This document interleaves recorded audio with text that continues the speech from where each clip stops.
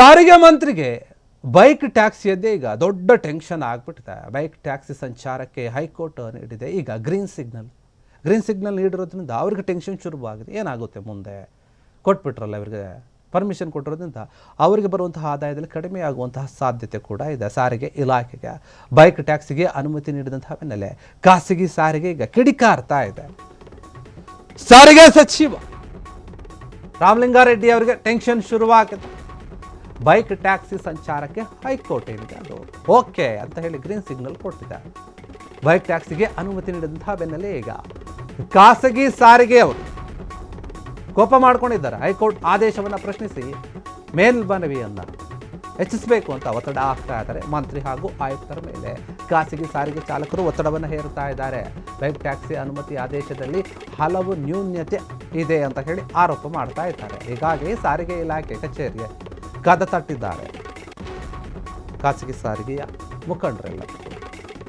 Bike taxi ಆದೇಶ ಖಂಡಿಸಿ ಒಕ್ಕೂಟದಿಂದ ಸಾರಿಗೆ ಇಲಾಖೆ ಮಂತ್ರಿ ಅವ್ರನ್ನ ಭೇಟಿ ಮಾಡಕ್ಕೆ ಹೋಗ್ತಾ ಇದ್ದಾರೆ. ಹೈಕೋರ್ಟ್ ಆದೇಶವನ್ನು ಪ್ರಶ್ನೆ ಮಾಡಿ ಮೇಲ್ಮನವಿಯನ್ನು ಸಲ್ಲಿಸುವಂತೆ ಚಾಲಕರು ಮನವಿಯನ್ನು ಮಾಡ್ತಾ ಇದ್ದಾರೆ. ರ್ಯಾಪಿಡೋ ಹಾಗೂ ಓಲಾ ವಿರುದ್ಧ ಮನವಿ ಮಾಡ್ತಾ ಇದ್ದಾರೆ ಸರ್ಕಾರಕ್ಕೆ. ಕ್ರಿಕೆಟರ್ ಕಂಪನಿಗಳ ವಿರುದ್ಧ ಹೋರಾಟಕ್ಕೆ ನಿಂತಿದ್ದಾರೆ ಈಗ ಖಾಸಗಿ ಸಾರಿಗೆ ಒಕ್ಕೂಟ. ಹೈಕೋರ್ಟ್ ಹೇಳಿದೆ ಬೈಕ್ ಟ್ಯಾಕ್ಸಿ ಏನಿದೆ ಅದರಲ್ಲಿ ಓಡಾಡಬಹುದು, ಜನರು ಓಡಾಡಲಿ ಅಂತ ಹೇಳಿ ಕೋರ್ಟ್ ಓಕೆ ಅಂತ ಹೇಳಿಬಿಡ್ತು. ರ್ಯಾಪಿಡೋ ಮತ್ತು ಓಲಾದಲ್ಲಿ ಈ ಸೌಲಭ್ಯ ಇದೆ, ಈ ವ್ಯವಸ್ಥೆ ಇದೆ. ಅದನ್ನು ಬೇಡ ಅಂತ ಹೇಳಿ ಕೇಸ್ ಹಾಕಿದ್ರು, ಆದರೆ ಕೋರ್ಟ್ ಇಲ್ಲ ಓಕೆ ಅಂತ ಹೇಳಿದೆ. ಇದರಿಂದ ಟೆನ್ಷನ್ ಶುರುವಾಗಿದೆ. ಈಗ ಖಾಸಗಿ ಸಾರಿಗೆಯ ಚಾಲಕರೇನಿದ್ದಾರೆ, ಒಕ್ಕೂಟದ ಸಂಘ ಏನಿದೆ, ಅವರು ಸರ್ಕಾರಕ್ಕೆ ಸಂಬಂಧಪಟ್ಟ ಇಲಾಖೆ ಅಧಿಕಾರಿಗಳಿಗೆ ಒತ್ತಡವನ್ನು ಹೇರ್ತಾ ಇದೆ. ಇದು ಸರಿಯಲ್ಲ, ಮೇಲ್ಮನವಿಯನ್ನು ಸಲ್ಲಿಸಿ ನೀವು ಸುಪ್ರೀಂ ಕೋರ್ಟ್ಗೆ, ನಮ್ಮ ಆದಾಯಕ್ಕೆ ಕತ್ತರಿ ಬೀಳುತ್ತೆ. ಯಾಕಂದರೆ ಬೈಕ್ ಟ್ಯಾಕ್ಸಿ ಏನಿದೆ ಕಡಿಮೆ ದುಡ್ಡಿನಲ್ಲಿ ನಾವು ಎಲ್ಲಿಗೆ ಬೇಕಲ್ಲಿ ಕರ್ಕೊಂಡು ಹೋಗುವಂಥ ಸೇವೆ. ನಾವು ಆಟೋದಲ್ಲಿ ಹೆಂಗೆ ಹೋಗ್ತೀವೋ ಅಥವಾ ಕಾರಲ್ಲಿ ಹೆಂಗೆ ಹೋಗ್ತೀವೋ ಟ್ಯಾಕ್ಸಿಲಿ, ಅದೇ ರೀತಿ ಈಗ ಬೈಕಲ್ಲಿ ಕೂಡ ಹೋಗ್ತೀವಿ. ಆಟೋದಲ್ಲಿ ಕಾರುಗಳಲ್ಲಿ ಏನು ಕ್ಯಾಬ್ ಇರುತ್ತಲ್ಲ ಅದರಲ್ಲಿ ನಾವು ಒಂದು 3 ಜನ 2 ಜನ 4 ಜನ ಹೋಗ್ಬೋದು. ಬೈಕಲ್ಲಿ ಒಬ್ಬರು ಹೋಗ್ಬೋದು ಅಷ್ಟೆ. ಆದರೆ ಬೇಗ ಹೋಗ್ತೀವಿ. ಟ್ರಾಫಿಕ್ ಸಮಸ್ಯೆಯಲ್ಲಿ ಎಷ್ಟೇ ಇದ್ರೂ ಕೂಡ ಹಂಗೆ ಸುತ್ತ ಹಾಕ್ಕೊಂಡು ಬೇಗ ಹೋಗ್ಬಿಡ್ಬೋದು.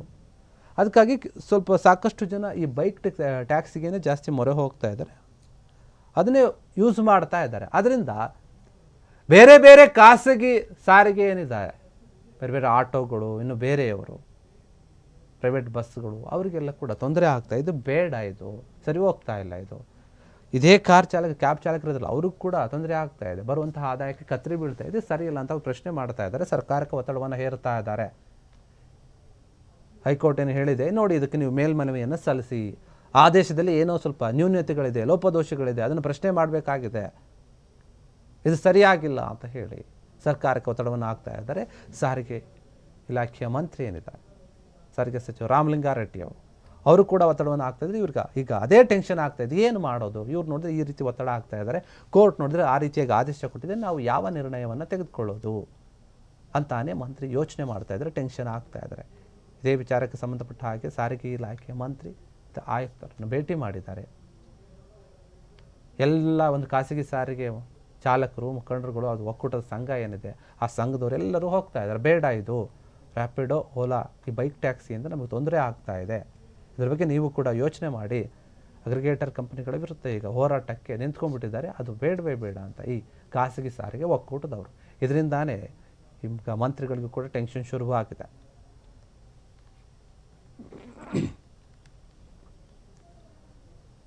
ಕ್ಷಣದ ಸುದ್ದಿಗಳಿಗಾಗಿ ಫ್ರೀಡಂ ಟಿವಿ ಸಬ್ಸ್ಕ್ರೈಬ್ ಮಾಡಿ, ಲೈಕ್ ಮಾಡಿ ಹಾಗೂ ಫಾಲೋ ಮಾಡಿ.